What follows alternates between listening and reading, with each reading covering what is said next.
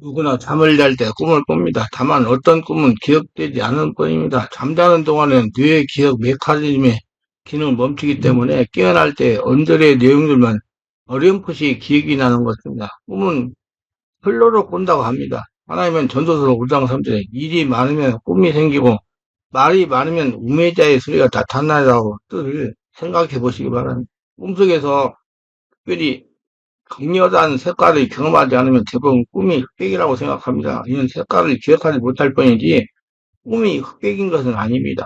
동물들도 언어나 성적 사고를 갖고 있지 않지만 지각, 기억, 감정들을 가지고 있다고 추정되기 때문에 꿈을 꿀 수 있는 조건을 갖추고 있습니다. 고양이나 개가 잠자는 동안에 눈동자가 움직이는 것을 보면 꿈을 꾸고 있다고 추정할 만합니다. 다만 우리에게 이야기해 주지 않으니 확실할 방법이 없습니다. 아이들은 언어와 명제적 사고를 습득하는 시기인 대략 3살부터 내용이 있는 꿈을 꾸는 것으로 알려져 있습니다. 그 아이들의 꿈은 점점 더 복잡해서 7세가 되면 어른들의 꿈과 비슷한 형식적 특성을 보인다고 합니다. 꿈을 정확히 이해하려면 내용의 상식적 의미에만 매달리지 말고 꿈의 형식을 봐야 합니다. 꿈을 꿀 때 감각기관과 기억 영역에서 들어오는 모든 정보를 비교하고 예측하고 판단하는 일을 하는 배와 즉 전전두엽에 있는 직접 기억과 주의 집중 영역에 비활성화됩니다. 이로 인해 반성적인 사고가 결핍되어 꿈에서는 시공간을 마구 뒤섞여 있거나 일관성이 없이 나열되고 있고 비논리적으로 이야기가 진행된다. 또한 뇌의 운동 영역에 출력이 척추를 통해 전달되어야 하는데 잠을 자기 위해서 이러한 운동 기능도 억제됩니다. 꿈은 체온 조절 기능이 있고 기억을 정리하는 기능도 있다고 합니다. 꿈을 꾸는 동안에는 모든 감각기관으로부터 정보가 차단됩니다. 그러나 내부 지각력은 활성화되기 때문에 꿈에서 경험하는 감정과 감각은 격렬하게 느껴지는 것입니다. 본래 의도가 숨겨지고 위장되는 것이 아니라 오히려 과장되는 경향이 있어요. 다시 말해서 꿈은 무언가 마음의 상태를 정직하게 알려주는 생물학적 현상이 불가하다는 것입니다. 꿈은 진화 과정에서 생존을 위한 필수 조건이 되었습니다. 이제 꿈의 내용이 있는 그대로 받아들이는 자세가 필요하다는 생각이 듭니다. 잠재의식을 정화하려면 성령으로 기도를 해야 됩니다. 자신의 성령으로 채워져야 잠재의식이 정화되는 겁니다. 귀신을 떠나보내려면 성령 충만해야 돼요. 성령 충만하면 하나님이나 성전이 되면 귀신이 떠나갑니다. 저는 본교회 집회에 참석한 분들이나 성들이 이렇게 말하는데 기도할 때 건강하게 하여 주시옵소서, 병을 고쳐주시옵소서, 귀신을 쫓아내 주시옵소서, 물질 문제를 해결해 주시옵소서, 은사를 주시옵소서, 권능을 주시옵소서 하는 인간적인 기도를 하지 말라고 합니다. 자신 안에 하나님으로서 채워지는 성령으로 기도를 하라고 합니다. 배꼽 아래에 의식을 두고 숨을 들이쉬고 내쉬면 하나님 사랑합니다. 하나님 도와주세요. 하나님 감사합니다. 하나님 용서해 주세요 하고 계속 기도를 그렇게 하라고 합니다. 그렇게 기도하다가 보면 성령으로 충만하게 채워집니다. 그래서 온전히 영의 상태, 성령의 상태, 신적인 상태가 되어야 뭐가 이루어지는 거기 때문에 그 상태를 가려고 노력해야 돼요. 그 다음에 선포하는 겁니다. 건강에 축복 임할 자다, 간의 질병을 치유될 자다, 더러운 귀신 떠나갈 자다, 물질 축복 임할 자다, 성령 은사가 나타날 자다, 하나님으로 채워져서 하나님과 관계가 열리는 하나님의 자신의 상태에 따라 꿈으로 알려주시기도 합니다. 황홀한 중에 환상으로 말씀하시기도 합니다.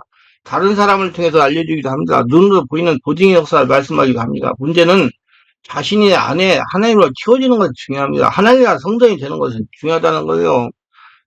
그러면 꿈은 뭐냐? 저때 꿈은 사람의 무의식 상태를 알려주는 것입니다. 우리는 잠을 자면서 가는 꿈을 꿉니다. 인생의 반을 잠으로 소문하는 우리 인간들, 우리는 보통 잠을 잘 때 우리 뇌 역시 휴식을 취한다고 생각하지만 사실 잠자는 동안에도 인간의 머릿속에는 엄청난 일들이 일어납니다. 그리고 이러한 두뇌의 활동에 대한 잔상을 우리는 꿈이라고 하는 것입니다. 황당하기도 하고 때로는 실제 같기도 한 꿈은 그저 상상 속의 세계가 아니라 정보를 전달해주는 일종의 방법이라고 합니다. 무의식이거나 아니면 잠재에서 가지고 있는 정보를 우리들의 현실 세계에 전달해주기 위한 수단으로 꿈을 꾼다는 것입니다. 모든 사람이 꿈을 꿉니다. 보통 우리가 하루에 8시간씩 잠을 잔다면 하루에 30분 내지 1시간에 걸쳐 5, 6회 정도 꿈을 꾼다고 합니다. 꿈을 꾸어도 기억을 하지 못하는 사람이 있습니다. 그래서 전혀 꿈을 꾸지 않는 것으로 오해합니다. 우리가 하루에도 여러 번 꿈을 꾸는데 기억되는 것은 되게 잠에서 깨기 직전의 꿈이다. 이 마지막 꿈은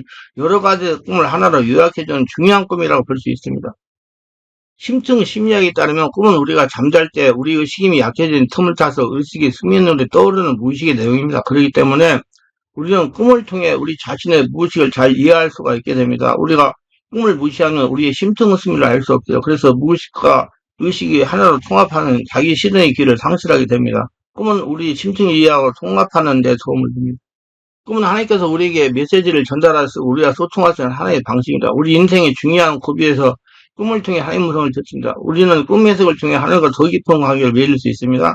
꿈은 우리가 영적으로 더 일관성 있게 살아갈 수 있도록 이끌어줍니다. 꿈은 영혼의 언어요. 하나님의 선물에게 에너지를 내포하고 있습니다. 또한 창조적인 생각을 드러내줍니다. 꿈은 자기 자신의 보다 정직한 표현이라고 볼 수 있습니다.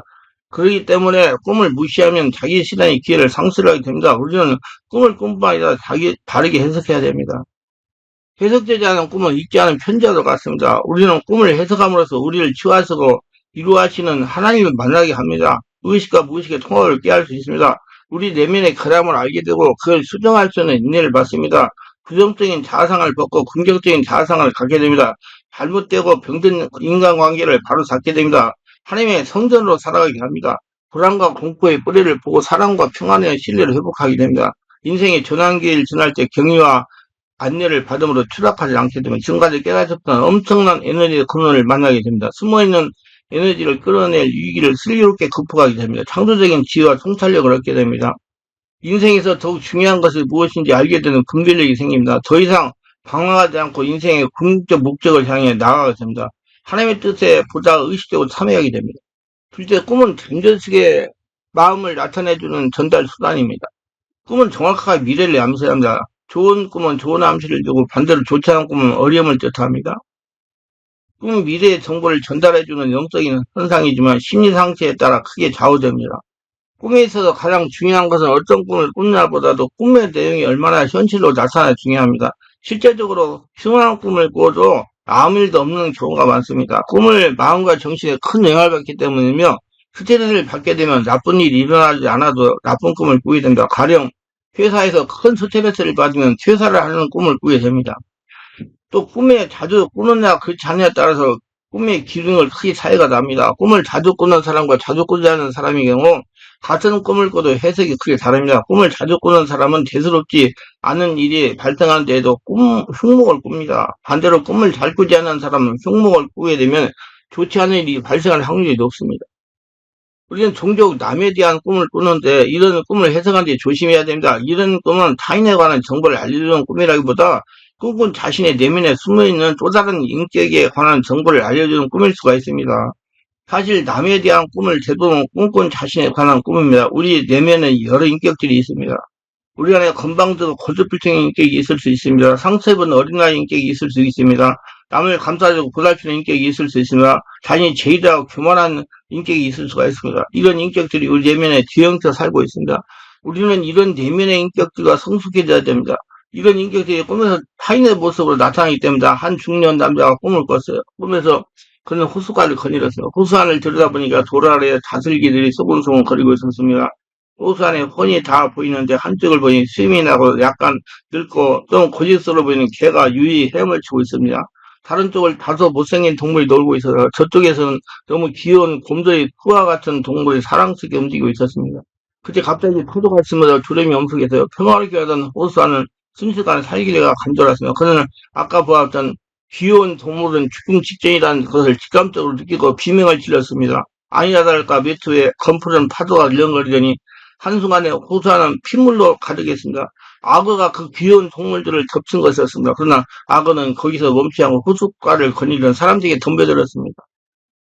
그 자신을 쫓아오는 악어를 피해 산으로 도망가다가 꿈에서 깨어났습니다. 이 꿈은 호수는 그 남자의 내면을 상징합니다. 다슬기나 여러 동물들은 그 내면에 살고 있는 여러 인격체들을 나타냅니다. 다슬기처럼 숨어서 남들과 잘 어울리고 대화하기를 좋아하는 정겨운 인격도 있고 못생긴 동물처럼 자존감이 낮은 인격도 있고 귀여운 동물처럼 사랑스러운 인격도 있고 악어처럼 끝없이 평창하고자 하는 돌발적인 인격도 있다는 겁니다. 이런 인격이 있다가 어느 정도 특정 상황이나 문제에 봉착하면 나도 모르는 분노와 폭력으로 나타나 나만 피해를 입는 것이 아니라 다른 사람에게 피해를 줍니다.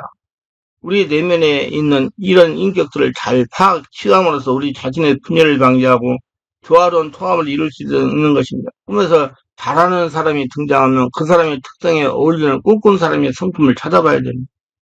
등장물이 약한 사람이랑 꿈꾼이의 약한 대면이 표현된 것이고 등장물이 강한 사람이면 꿈꾼 사람의 강한 대면이 표현된 것으로 볼 수 있습니다. 꿈에서 전혀 모르는 사람이 등장하면 그 사람은 꿈꾼이의 어두운 그림자를 반영한 것일 수 있습니다.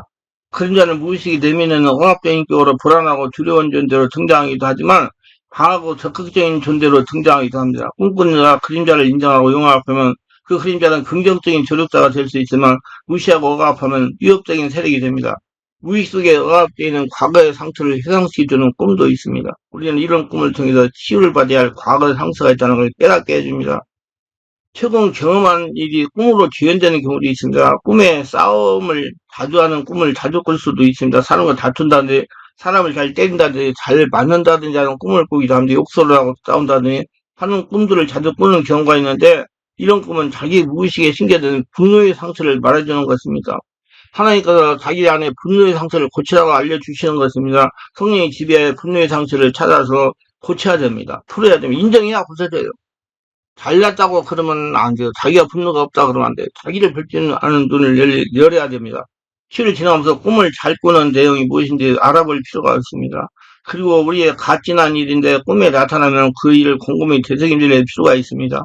그러면 전혀 새로운 사실을 발견할 수 있습니다. 사소한 일을 반영하는 평범한 꿈이라도 관심을 가져 살피면 우리 내면에 정돈을 할 수가 있기 때문에 그 내면을 들여다보게 하고 뒷면을 고치게 하고 나를 바꿔서 하늘나라 성전되게 하려고 하나님께서 자신을 보게 하는 꿈이 많이 있습니다. 모두 다 자신을 정확히 자리를 고쳐가지고 하나님 축복 속에 살아가는 복된 자가 다 되시기를 바랍니다. 기도합니다. 오늘도 제 설교를 끝까지 시청하신 분 축복하고 구독, 좋아요, 알람 설정 공유하신 분 축복하시고 꿈을 통해 자신 내면을 잘 보고 고쳐서 하나님 축복 속에 살아가는 복된 도구들이 다 되게 하소서 예수님 이름으로 기도드리나이다. 아멘.